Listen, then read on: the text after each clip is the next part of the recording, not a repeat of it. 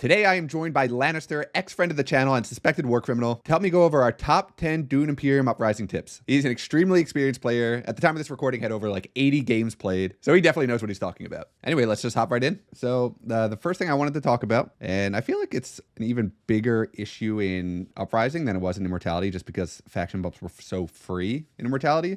And it's the importance of faction bumps and not missing them in this game. I feel like in general, it's a lot harder to get extra faction bumps with the shipping track out of the way, a lot of the overpowered card combos. So making sure you're playing your faction access cards and actually going to the spots to get all four of your friendships, if you can, maybe picking up an alliance or two along the way, just goes a long way towards having a stable transition to the mid and end game. Absolutely. I think so too. But just to further expand on that, I think it's important to know what direction you're going with your faction bumps. For instance, there's certain contracts you can pick up, let's say, for espionage. If you complete the contract, you get 3 Solari. You pick those up, and your next action is to go espionage, gain 3 Solari with that action as well. So you want to condense your actions so that you can get more value out of it. You don't want to just hit faction spots for the sake of it. So have a clear focus and have a clear direction, and you should do fine. But otherwise, I totally agree with what you said. What's your first tip? The first tip is usually you should try to get something for a high buy power. This game enables you when you have a lot of powerful cards. Your first step should either be for Fremen Kit to draw a card or to go deliver supplies, in my opinion. So deliver supplies gets you 2 water, and you can go your second turn to research station or Fremen Kit into Arakeen. That also does it for you. The power of cards is so strong in this, and it's important to pick up a really strong card in the first 2 turns. Otherwise, you're going to be really far behind in this game. Yeah, I completely agree. The cards just feel so much more impactful to how fast you're able to accelerate through the game. We'll get more into some of the like stronger cards too, a little bit later in the tips, but being able to pick up a big 5, 6, 7, 8 cost card in the beginning and getting access to that card multiple times throughout the game is just nuts. To where I even think like early revealing is a lot better in Uprising. I would agree with that too, because the impact of you getting a really strong card early is much more substantial because there's so many more ways to cycle. Like back then when you have a Dune the Desert Planet, it's a dead card in your hand, but now you can grab contract, cycle, draw a new card, go to Fremen Kit, draw a card, Arakeen, draw a card, Espionage, draw a card. Everywhere you're drawing a card. So it's like you're cycling back into your power cards really frequently. So it's worth giving up 1 action, not 2, but 1 action to get a really good card. For deck building purposes, it's important to be a little bit fluid. You don't want to just power into one thing completely. Like, I think the biggest mistake a lot of people make is they see Stilgar, they just stuff nothing but Fremen into their deck, and then the moment that city spaces get blocked and kind of messed up. So just try to be more versatile with your factions.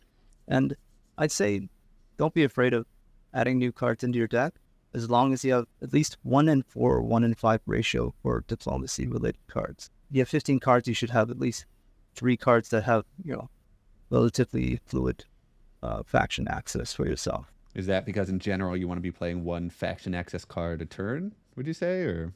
Yeah, you also want to be able to cycle into them. So you want to be able to hit 1 faction spot and then contribute into the city axis, because you want to link in with troops. We'll talk about that later, but you want at least 1 faction hit and 1 combat square for yourself every round, even though you're not necessarily getting heavily involved in combat.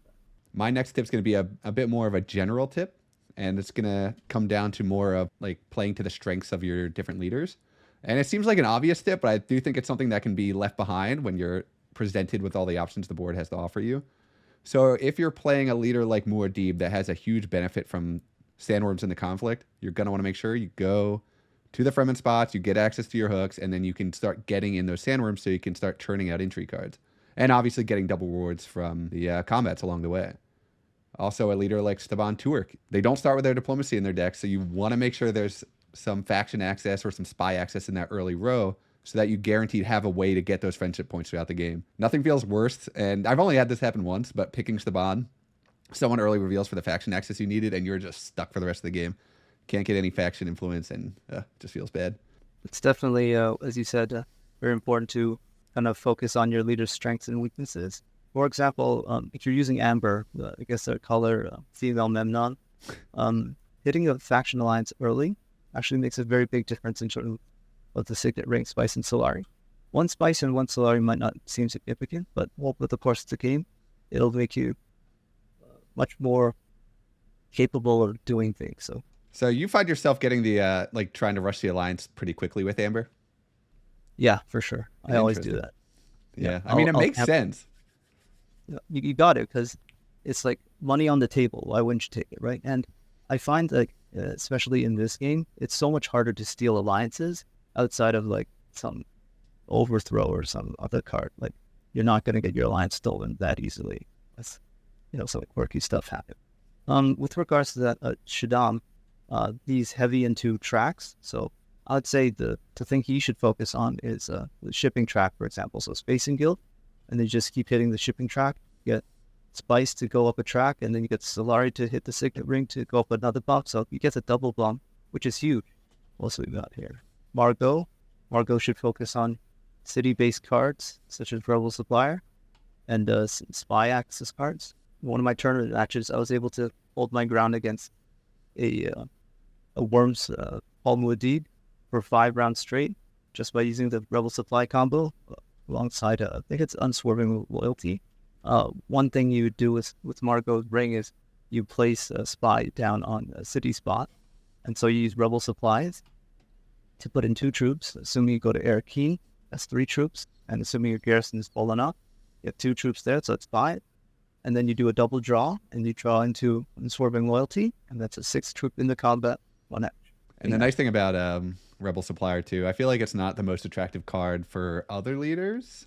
Jessica is really good with water-based cards, like Northern Watermaster and Southern Watermaster.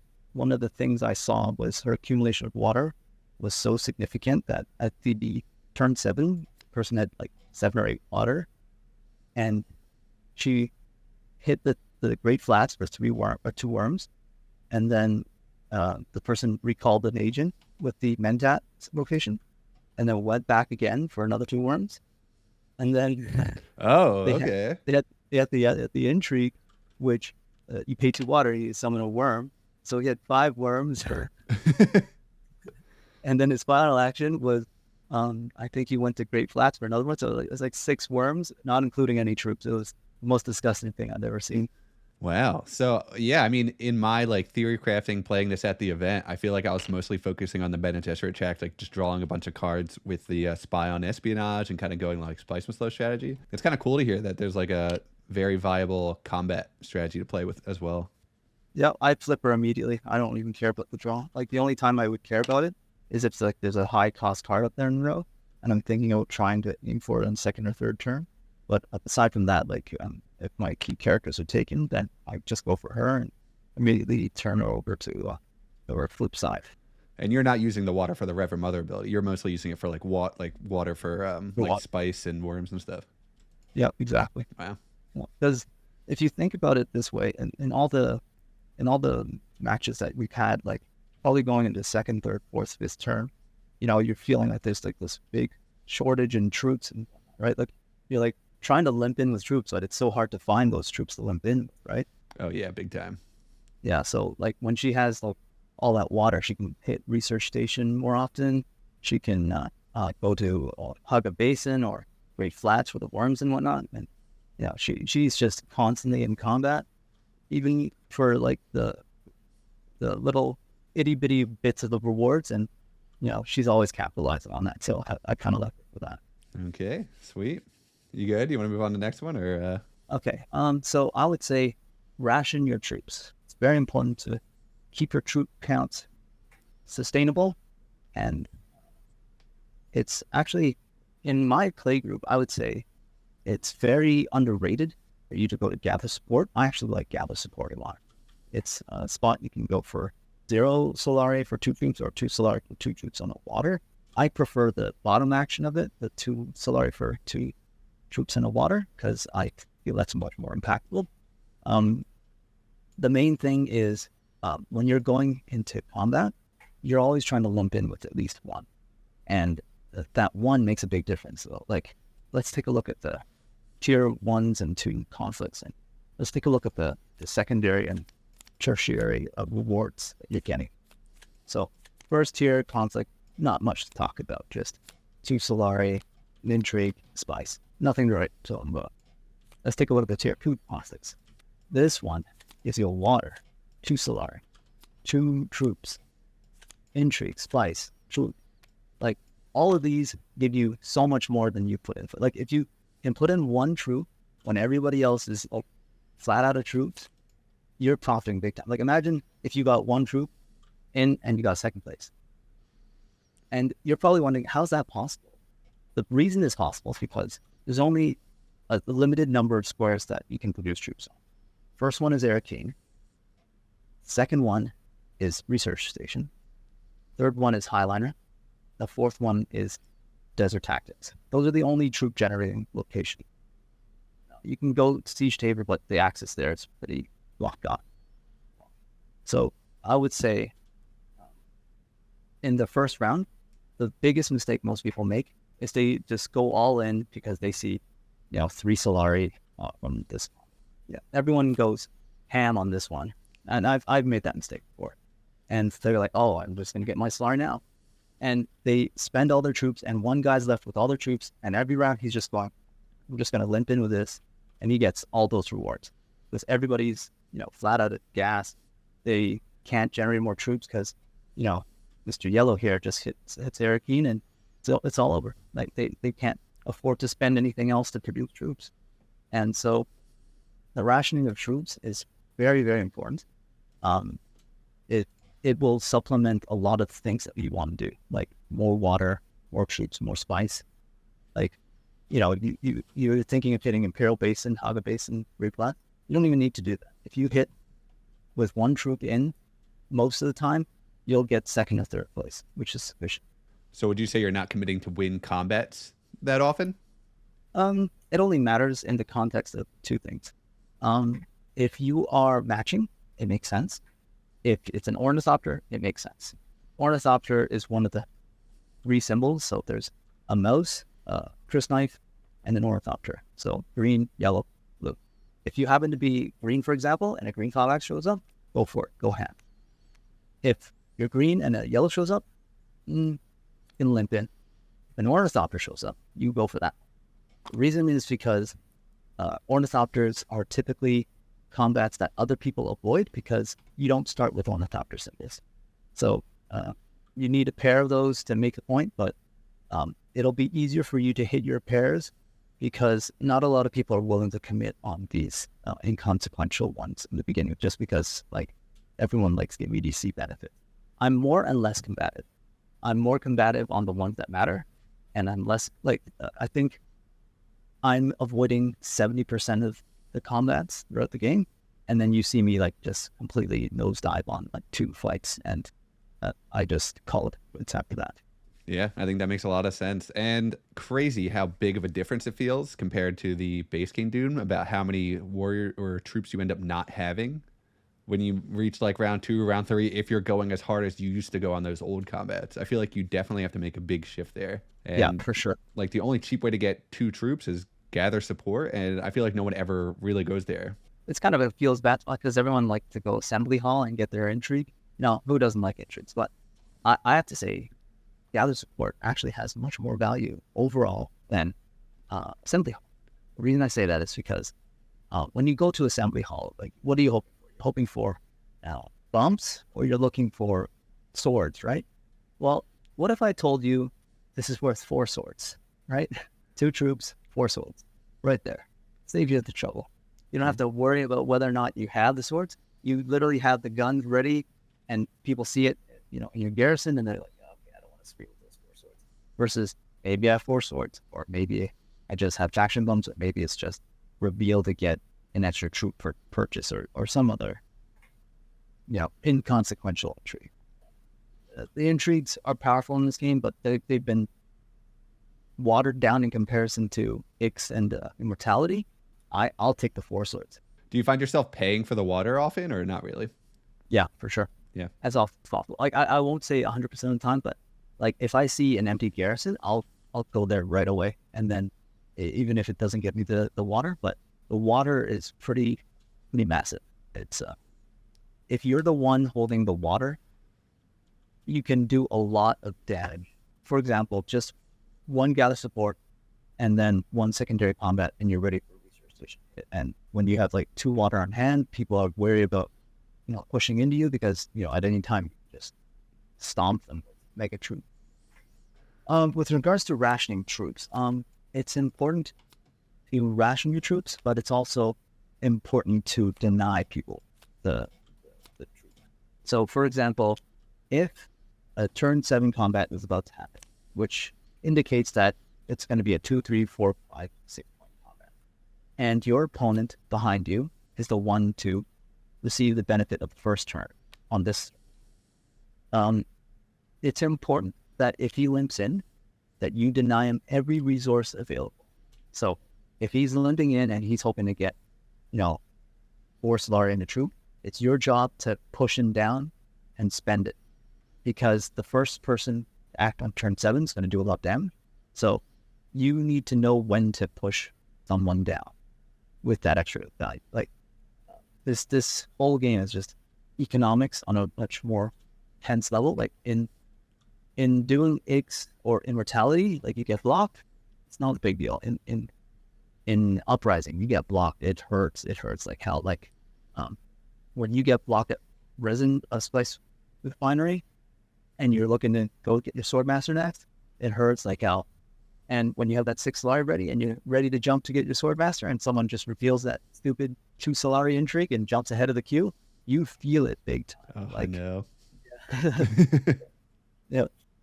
Like losing an action in this game is huge. Like I'm a big proponent of no Swordmaster. I still can do it. I have done it, but it is really tough. Like if I win with 2 actions, it's generally by the skin of my teeth. So I will say it's important to deny people, because in this game, denial is huge, and you ration your troops, but you push people down as well, as best as you can. Okay. I think it's my turn. Yep. Okay, so we've already kind of touched on this idea, the importance of strong cards as early as you can, just because you cycle back into them more, you're getting stronger effects throughout the game. So I figured it'd be helpful to go over what some of those really strong cards are, at least in my opinion, and I'm sure Lanny has some good suggestions as well. Some cards that I think are worth early revealing for as well. One that came up pretty early in play, and it's not what you would expect. Guild Spy, incredibly strong, and it's for that reveal ability. First of all, it's really good. It gets you a spy off the bat, so it kind of helps play into its own ability. I find most people don't end up playing it for the faction ability if they can afford the Spice Must Flow, obviously. But if you get this card and you manage to get 2 or ideally 3 spies on faction access spots, you're pretty much playing solitaire. Your goal is to buy as many Spice Must Flow cards with this as you can and just take friendships, take alliances, and just go to town. This is an incredibly good card to get early and build around. And if you do get it, the rest of the table needs to coordinate and try to get spies down on the other faction spots as quickly as you can. Yep, absolutely. It's a pretty big nightmare card. I'm on the track that it's a really good card, but it kind of gets the whole Fellowship of the Ring formed on you when you do. So you gotta watch out for it too. Oh yeah, for sure. I think in competitive lobbies people will know what to do, but it's definitely a good like noob stomp card if no one knows like what's going on. Yeah, absolutely. I mean, like just even if you only hit this off once, that's equivalent of 2 points. Spice Must Flow, right? So. Oh, yeah. Other cards, I feel like victory point generators will always be good in this game, especially in this game, just because of how hard it can be to come by. I would give, between these two, I would probably give the edge to Corn City, just because it generates so much more resources if you're not buying the points. Being able to get 5 Solari on reveal is just insane. Helps you get your Swordmaster, High Council seat so much faster. I feel like the spend 5 to take your High Council isn't as good. I mean, it saves you an action for sure, which can be good, but I'm probably revealing this for the resource and then trying to get as many points as possible out of it. Same with Smuggler's Haven. I feel like it's a little bit hard to get Spice in this game, which makes Smuggler's Haven a little bit lower on my list. But sure. I don't know what your thoughts are. I'm actually on the same boat as you. I think Corn City is the better card overall. But why not we do both? Let me show you something that I did in one of my games. All right, so I went with Corn City to the Emperor spot, grabbed a contract, discarded these 2 cards. When you discard these cards, you get 2 spice a pop. And guess what this card needs? Yep, So I Oh, what got, a disgusting combination. yep, faction bump, half a point, faction bump, half a point. Each gave me a point, so that's 3 points in one play. That must have been a fun game. Yep, they were disgust they were thoroughly disgusted. Like, how did we let this guy get this card? Yeah, it was great. So, yeah, I would say Corn City gets the nod, but this is like the dream. This is like, I don't know what you call it, Exodia, I guess. Ah, nice. Yeah, this Exodia. If you get this complete combination, I only pulled it off once, but I don't think I'll ever see it again. Like, people will not allow me to have that.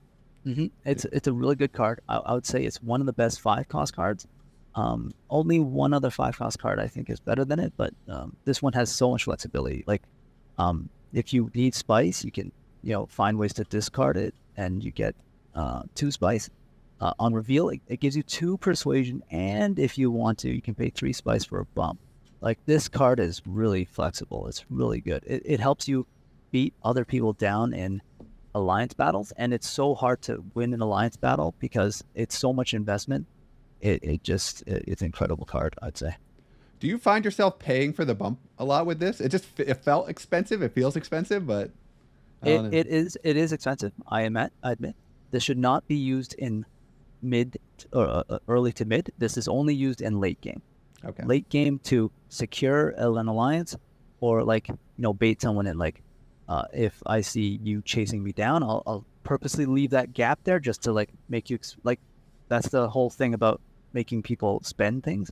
Is I'll spend a little bit, but I'll make sure you suffer twice as much so that you're not a threat the next round. Because if you spent your 2 actions chasing me down, and then suddenly I got like 2 bumps out of nowhere, you're pretty far behind, and that pretty much means the end of you. Oh, for sure. And I put this in the category of cards you have to remember your opponents have. Yep. There's definitely a certain subset of cards. Cards that give you bumps. There's a big category, obviously big combat cards. Cards that make you discard cards as well. They're all a big threat to your game. So, yeah, always important to keep track of. This is also one of my major favorite cards. It's good on play and it's good on reveal. I personally like the on play effect, and I like to hit the Mentat a lot with it. So captured Mentat goes to Imperial Privilege, and so let's just say you got a really bad intrigue. So you got this intrigue. Now you can discard a card, draw a card, and you get an intrigue. So you get another intrigue.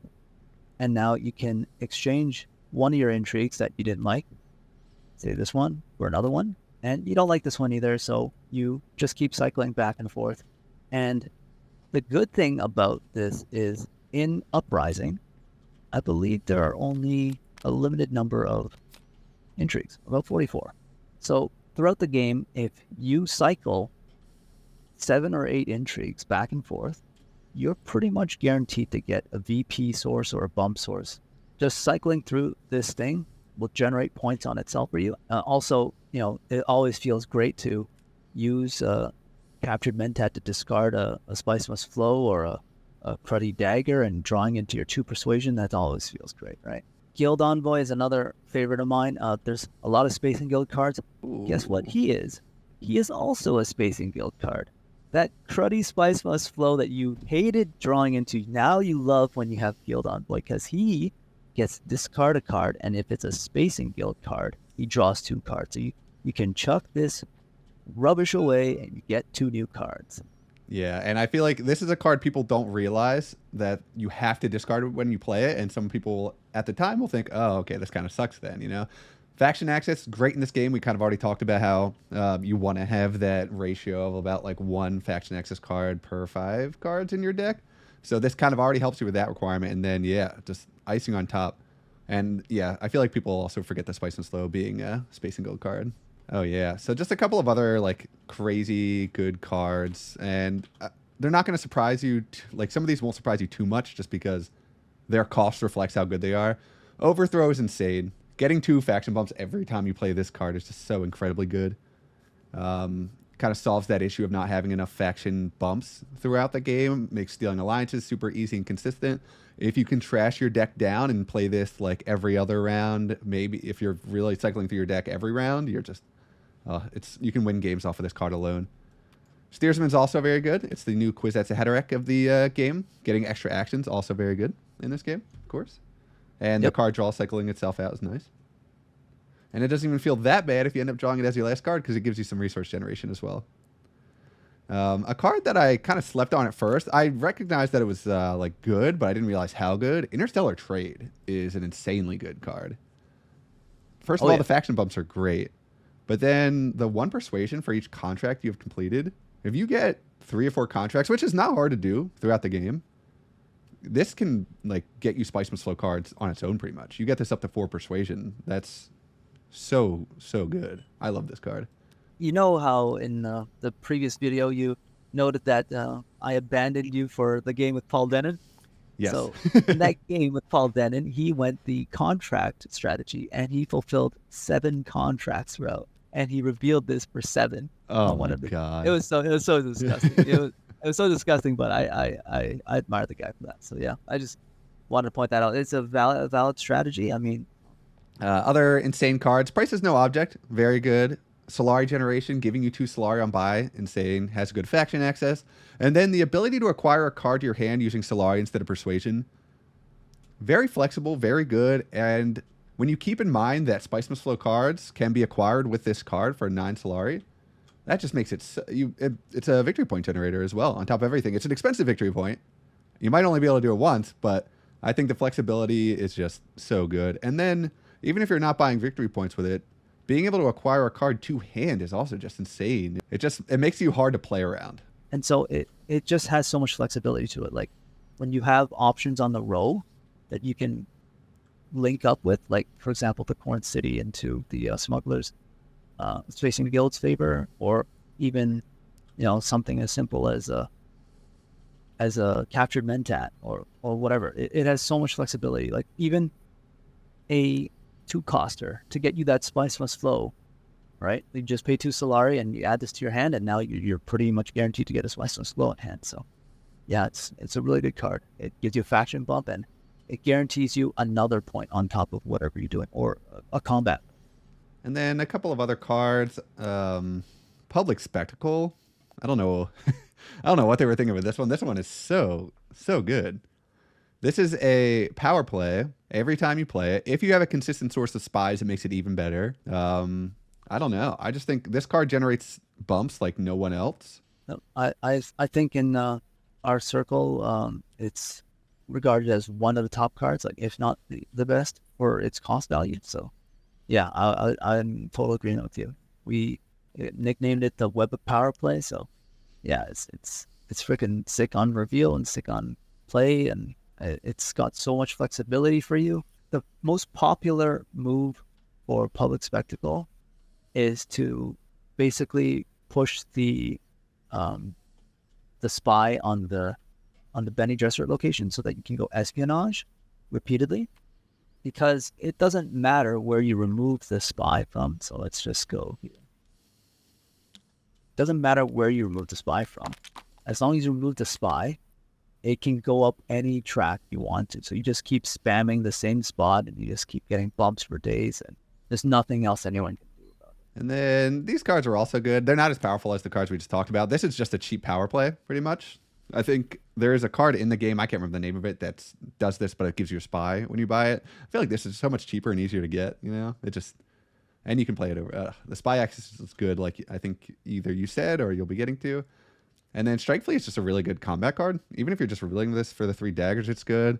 If you have a leader with consistent spies, being able to put in 3 troops over and over again can feel broken at times. I remember in my first tournament game, I had Strike Fleet with Margot Fenring, and it felt insane, just throwing in troops over and over again that really no one else can keep up with, because we talked about the scarcity of troops in this game. Yep, for sure. I would say that alongside Strike Fleet, there's Diet Strike Fleet called Rebel Supplier. This is an amazing one. Just buy this when you can, when you have a good source of spies. Also, back to what Orsky and I were discussing, cycling back into your power cards is very important. And one of the ways is, instead of just drawing, is to cut the rather useless cards for yourself. So like Dune or Recon or daggers, whatever it may be. Just these cards, anything that has a cut capability is a premium. So things that allow you to cycle back into your stronger cards is really good for you. And I would say Calculus of Power and Jishkali are one of the top picks. So if you see the 3-costers over here, this is one of the picks you want to go for. Outside of Guild Spy, I'd say for a 3-coster, Calculus of Power is my number 2 pick for a 3-coster. Jishkali is also another great one because you can destroy a card from your discard pile to draw a card. This one is so strong. Like, there's no other card that can kill cards from the discard pile and get you a card. Agreed. And then being able to get a passive bump every now and then, if they kind of look into it, also very strong. Yep, absolutely. These spoils. Okay. It's a great card. Let's not talk about any other abilities. Just 3 daggers on reveal. So strong. Like, we talked about how 1 troop limping in can do a lot of damage. Well, imagine 1.5 troops. This is so beastly. If you got like the Chris knife and the Ornithopter symbol, it's better to be on play. But just revealing this feels so good every time because you're gonna get second or third at the very least with this card. Like, I buy this time every time of the day. I would say this as a final set, this is a really good card as well. Mainly because people focus on Highliner a lot and not so much on Sardaukar because Sardaukar isn't deployable. This is your secondary option. So, like, why is this such a good card for me? It's because Highliner is always the first spot people take, but Sardaukar is almost always open for you. And this allows you to deploy any troops you create that turn through the spaces. So even if someone took Sardaukar, you can still go gather support and you can do that. Or your secondary option, if you had a High Council, you can do a second High Council and you can get 3 troops here too. So it's a lot of flexibility here. And flexibility is important because, as we noted, if the third player starts the turn and he has the resources highline, what are you going to do? How are you going to stop 7 troops right away? And this is one of the options for you, unless you already have a spy here. So I'd say this is a very key card for secondary options. Yeah.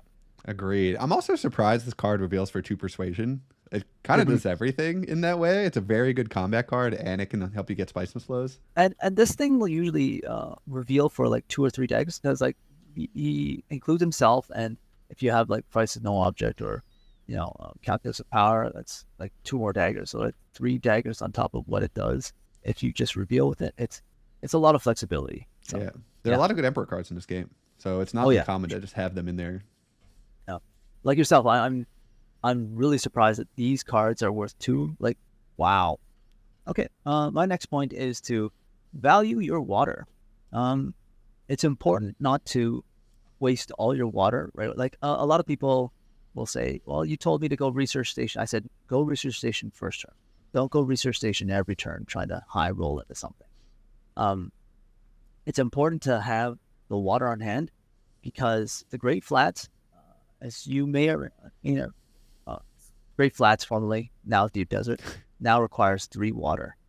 And this will easily build up 3 or 4 bonus spice, and you want to be the first person to be able to snag it up because the first person to get 7-8 spice has access to Highline for multiple rounds.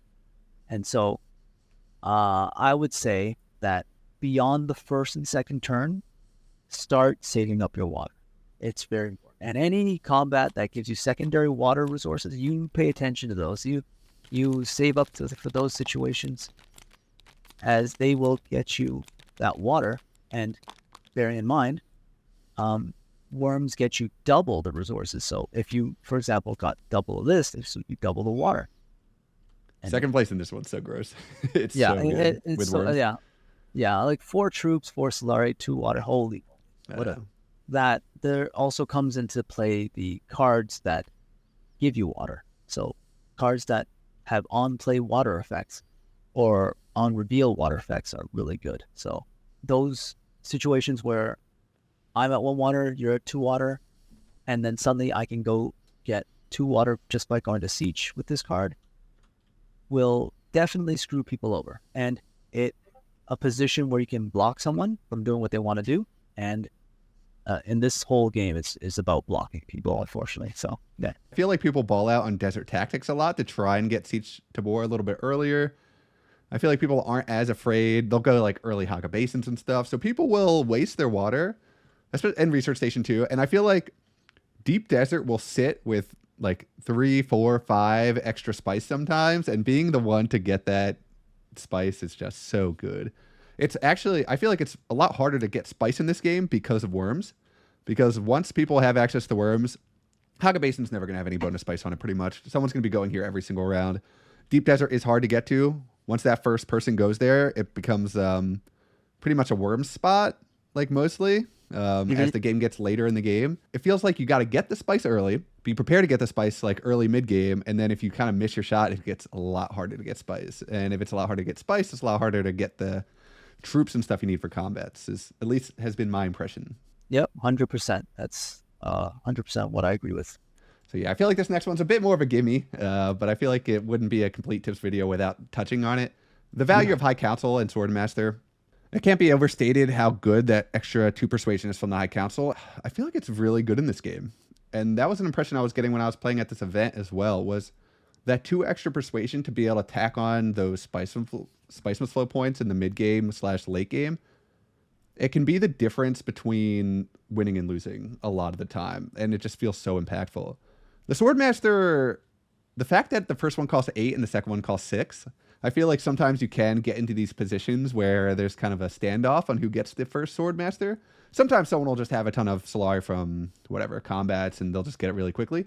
But other times, the Swordmaster can sit unoccupied, and if a couple of people are sitting around 5 or 6, being able to get that High Council and kind of get those stronger cards like we talked about earlier just feels really good. You know, I don't think you have to rush Swordmaster as heavily in this game as you did in Immortality / Rise of Ix.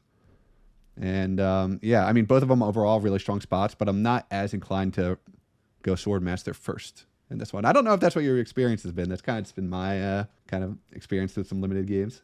My experience is the card quality comes first, and then you get your Swordmaster. Because if you're getting multiple actions per round, that's great. But if you're not getting any value out of it, what's the point? Like, I'm getting 1 spice here and there. No. It makes a lot more sense to build up the card quality first.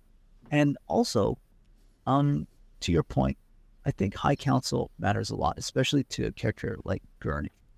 Like, he's basically Mimic Film on a stick. So he gets you 1 extra persuasion if you have 6 or more power in the concept. When you're heading into turn 5, 6, 7, 8, 9, 10 combat, you're always going to have that much strength. And imagine you have a High Council, and that's 3 extra persuasion in your hand. This is almost a guaranteed slice of slow for him every time. An extra point every round is huge. It's massive. So to your point there, I think a High Council is very important. What do you what have you found with regards to High Council versus Swordmaster? What do you think people are going for more often? People are still going for Swordmaster first. But I would say that Swordmaster is usually a turn 4, turn 5 proposition. And then people normally aim for High Council on turn 5, turn 6, depending on how quick they were. High Council normally doesn't take precedence right away, simply because a lot of people are trying to do blocking plays.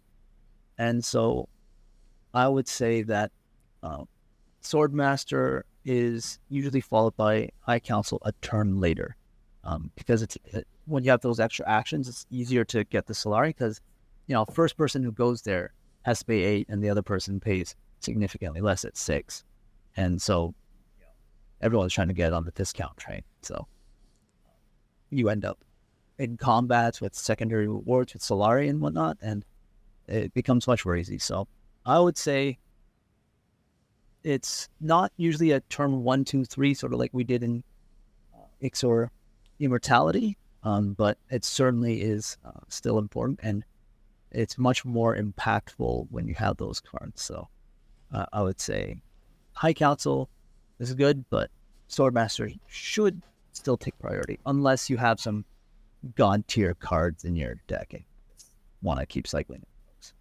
All right, so I came up with respect the easy contracts. So what do I mean by that?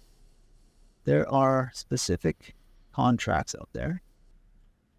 Okay, so respect the easy contracts. I would say a lot of the times people have complaints about the Emperor track because contracts seem like they require multiple actions to do beneficial things, and those beneficial things take time for fruition, and that is true. The track is a little bit slower on that end, and so it's important for you to kind of dive into easier or more high output contracts. So, for example, Swordmaster requires 6 Solari if you're second place and 8 Solari if you're first place. So if you're able to get 2 espionage contracts, either through accept contract or through dutiful service, this basically condenses the amount of actions you need to get your Swordmaster, because now you, upon hitting espionage once, get 6 Solari. Or, for example, if you go to research station and you get 5 Solari and a spy, that's pretty damn good too. So, try and match the pairs when possible. But I would say in prioritization sequence, if you can't match them, the blue ones are quite frequently the easiest and most valuable ones, like getting an extra water or two draws on Spice Shrine. This is so sick. Like, That's this so is good. Yeah, it is like the best of beyond this. This is like S tier, but this is like right underneath it or in the same value. Like, it's so good. You gotta go. If you see this, you gotta take it away from people, because this is a research station that doesn't cost water, essentially. So yeah, match them first. If you can't match them, go for the blue ones. Can't go for the blue ones, go for the ones that give you bumps and whatnot. So faction bumps such as Benny bump, spacing bump, really good. Harvest 3 is actually pretty easy overall. You're gonna find some difficulty at Haga Basin, but I found a small cheat code guide. Cards like this supplement this. So if there's only a single bonus spice, that's 2 spice, plus this card will make it 3 spice, and you'll meet that condition. So if you find like you're not able to meet those conditions, cards such as this will supplement you to finally realize it. So I would say respect the contracts, because you're going to have to hit the Emperor track at some point. And if you're leaving it alone, it means someone else has dominated that track, and that means they're uncontested. And so find a way to make it worth your while. And the easiest way is to match them or go for blues. Yeah, and the thing I also like about contracts too, it can give you some outs, There are certain cards that will give you victory points if you have a certain number of contracts done. If you can pick one of those up later in the game, that's a point right there. There's an intrigue card. There's the card we were talking about earlier that reveals for a bunch of persuasion if you have a bunch of these completed. It's just kind of nice. You're already getting a decent effect from them. It's great action compression, especially if you can get a couple of them. Like the 2 High Council ones, for example, really satisfying to get off. Gives you a 2 Solari High Council that gives you a faction bump as well. But yeah, just having the flexibility of having a few completed contracts on the side just makes your life a lot better if you end up kind of drawing into some of those outs. Yep, for sure. And like, it's nice to have that supplementary resource from out of nowhere. Like, if you suddenly, land yourself 5 Solari for doing something that you're going to do anyway, it's all the better, right? Yeah. That is hard to get Solari on this new board if you don't do contracts. I mean, Spice Refinery is like the big obvious way, but other people are going to be going there. So if you're not taking advantage of these, you're counting on combat or maybe shipping if you go the shipping route. So these cards, although looking good on paper, they actually hurt you so badly. It has 0 persuasion, and you need 4 contracts fulfilled, and it's a high cost to buy too. There was many games where I was involved, and it killed my game completely because I was trying to meet these conditions, and it just created dead draws where I was like, oh, I have 8 persuasion, and this. And I was like, oh my God, just don't do this. Like you can probably win. You can be stubborn about it, but it's not worth it. It's not worth the pain. I've done my reps. I know what I'm talking about. It's not. I would feel much more comfortable picking them up if I had like 3 completed, like if you're almost there. But yeah, picking these up from scratch early on in the game, I don't know. It's like a gun pointed at your head, like, okay, you better get these contracts done. So my last one's a little bit more general, but it's still important to point out, and it's just having a game plan, having a path to victory, because there's so much stuff going on the board. You can buy cool cards, you can do all this stuff, but if you're not ticking away at the victory points as you go through, if you don't have a plan on how you're going to get them, you will lose many games. And it was true of the old Dune Imperium. It's even more true now, because you can definitely get lost in some aspects of this game and end up at like 3 points at the end and you feel stupid. It's just not a good feeling to have. So having some goals as to how you're going to get these victory points, I think makes a lot of sense. I already talked about the faction tracks. It's a guaranteed way to get 4 victory points if you at least pay a little bit of attention to it throughout the game. It can be even more victory points than that if you end up getting some alliances. You get some synergies that allow you to play these faction tracks more. We already kind of talked about how you want to have a decent concentration of faction access in your deck so you can be playing to these spots. And like other ways you can get points, putting more persuasion in your deck, maybe getting that high council seat so you can get spice flows through the mid-late game. Additionally, certain cards, obviously, if you can pick up victory point generators, that's going to be good for you. Playing into the intrigue cards you get, of course, as well. And then kind of a big component of the game, and can be a very big path to victory a lot of the time, is preparing for that big 3-point or 4-point victory combat at the end. If you really, it's so important, especially if you're like 3rd position or 4th position, like you were saying, Lannister, being ready to go in on a big tier 3 combat with a worm to get all of these points in the end game. I've seen so many games end like this. So many games end in tragedy as well. If you are planning to do it and someone comes in over the top of you, you just need to be prepared for that last combat or to deny someone else that last combat, because that many victory points can steal the game if the person has been doing their due diligence and getting the other points they need along the way. So doing that due diligence means having the 5 spice for Highliner or the 4 spice for Sardaukar if you have the card that lets us send those troops in, having like a reasonable garrison going into the tier 3s, having worm access so you yourself can double the rewards if you happen to win. It's just a lot of things you want to keep in the back of your mind, because you don't want to be caught off guard at the end of the game when there's really nothing you can do. Someone else is just marching off to victory because they're the only ones with 5 spice at the board. I don't know if you have any other kind of thoughts on all that. I would say, yeah, managing your resources is very important. Going back to what you said as well, I think this is a very key moment to it. When you have that choice of using Warren City and pull it out again. So for these particular cards, they're really great for point generations, but you need to be cognizant of what state of gameplay you're.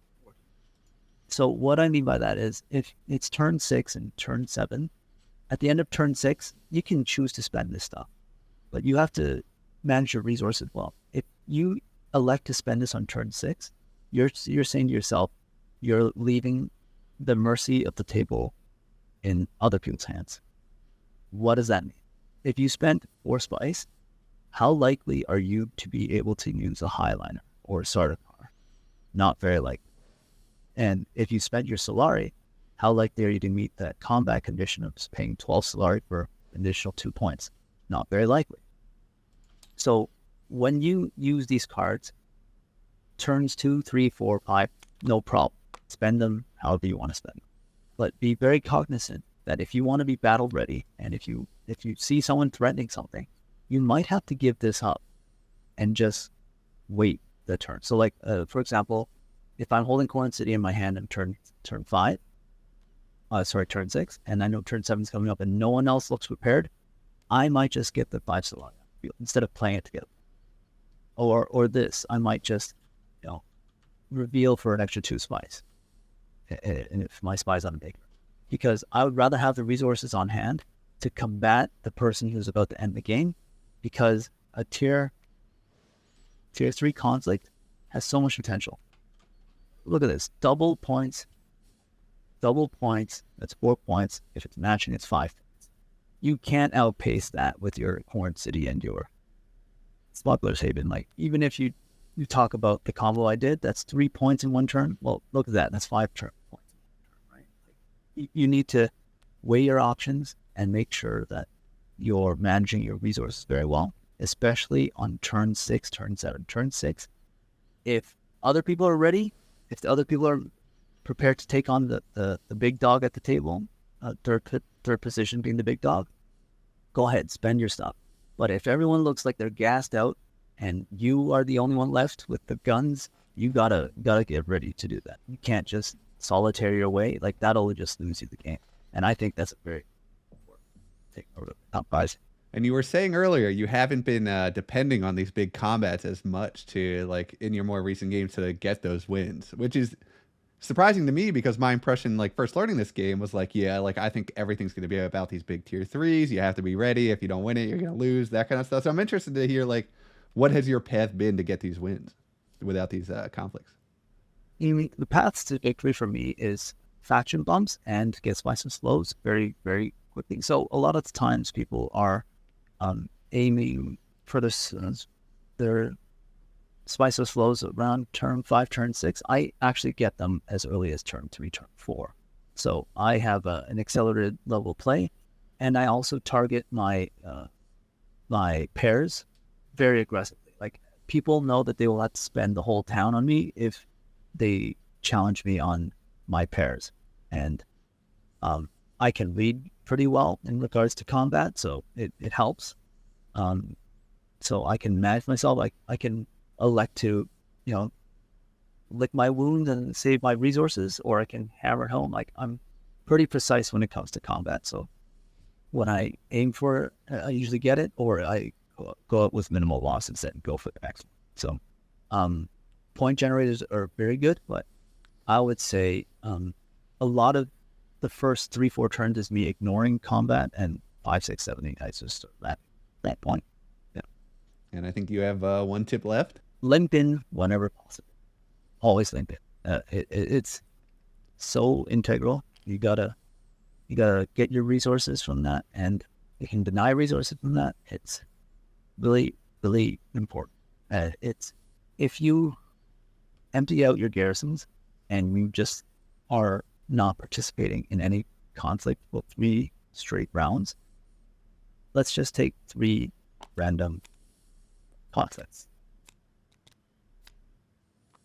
If 3 people are in conflicts every round and one person's putting in 1 troop every round, that's 2 spice, a water, and 2 troops for the third place person every time. That's going to come back and bite you. Because when you're chasing traps, you're not getting these resources either, right? But imagine this guy going to Imperial Basin, getting 2 spice, and now he gets 3 spice and a troop, right? That's massive. It's like halfway to a Highliner. Where you going to get that, right? So you got to limp in whenever possible. Don't necessarily aim to win, but always look to limp. And when you're done charging up that limp resource, you just charge in on 1 or 2 combats and you should, succeed. Yeah, agreed. It goes back to the importance of having that garrison so you can limp in, like we were saying. And then additionally, the third place awards, like for 1 troop in general, are very solid, like very good. And a lot of times you're getting that troop back so you can limp it in the future. And then sometimes, like, there'll only be 2 people in the combat. So you can get a very cheap second place. And some of the second place combat awards in this are just so good. This one gives you 4 Solari and a troop. Very good for getting your High Council Swordmaster online. Yeah, I completely agree. No, I think for one particular time I saw someone limp with 1 worm and got second place, and that was 8 Solari and 2 troops there. That was so disgusting. I know. The worm limp. The Haga Basin with a troop or 2. Ooh. Yep. I mean, we went through a lot of stuff, but I would say the most important thing is an early game concept. Build your deck. It's definitely a deck builder. It's very important. Don't kill your troop base. That is also very important. And and don't spend your water aggressively. Spend it aggressively in the first 2 turns, but beyond the first 2 turns, you got to save up that water. And I would say that's one of the most important things: the water saving, uh, the deck building the first 2 turns, and as well as limping it. Those are my top three, I would say, important things for Uprising. If you can manage those three things, you can probably succeed pretty easily. Okay, perfect.